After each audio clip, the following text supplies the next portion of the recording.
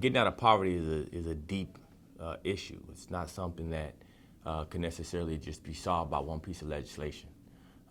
We do have systematic things happening in our country, but I think it takes getting to the root of those. I think the reason why you saw so much progress pre-coronavirus from this president is because he actually went at the core of issues like welfare reform.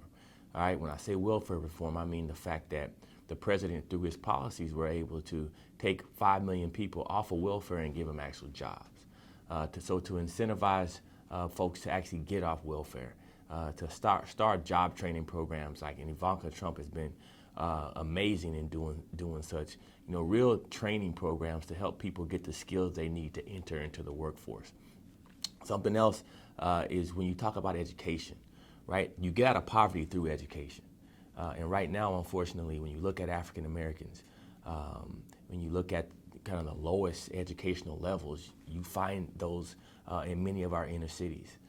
Places like Detroit, where fourth graders are reading proficiency levels are at 4%, 5%, math proficiency levels under 5%.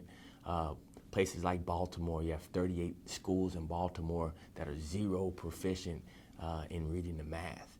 And so these are deep systematic issues, and you're just not going to wave a wand and end poverty. But what it really takes is it takes passing policies like school choice that allow a mother to have some control over where her city or her state is spending $20,000 or $25,000 per kid on their child's education, yet failing them.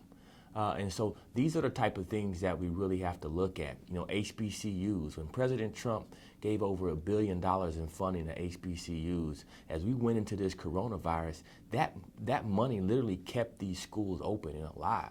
And so you want to get out of poverty, let's start allowing more and more of our African American kids to go on and be the first or the second in their family to go on and get a college education. I know that's what took me to another level. Is I was the first in my family to get a chance to go to school. And so these are the real policies that need to be put in place to end poverty.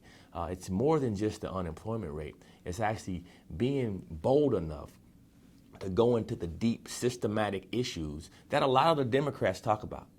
You'll hear these talking points, whether it's from the Black Lives Matter groups, whether from the Democratic politicians, but the fact remain that they are the actual ones putting in these policies.